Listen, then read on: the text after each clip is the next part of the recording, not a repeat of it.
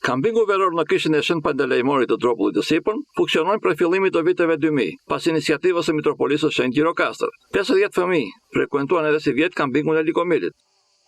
Kambingu veror i Mitropolisë së Shenjtë të Gjirokastrës funksionon çdo vit këtu në Shën Pantelejmonin e fshatit Likomil në Dropullin e Sipër.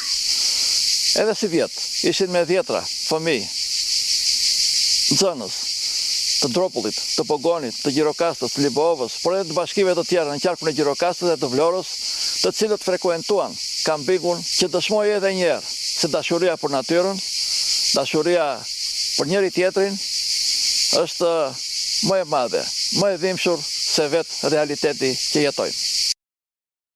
Përveç kishës së Shën Pantelejmonit, fshatat e kësaj zone kanë disa monumente të tjera të kulturës dhe të natyrës, ku mbizotrojnë objektet e kultit dhe natyra magjepse me zgjatimet e parkut natyron Bredi Sotirës. Kështu që fëmijët të cilët frekuentojnë kambingun e Likomilit kanë mundësi të njihen me bukuritë natyrore dhe vlerat kulturore të gjithë zonës. Kisha e Shën Pantelejmonit feston.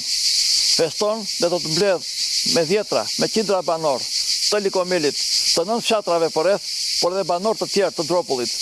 Do të vinë këtu të festojnë dhe të kujtojnë traditën e lashtë, traditën dropullite, traditën e besimit fetar, por edhe traditën e folklorit të larmishëm të zonës.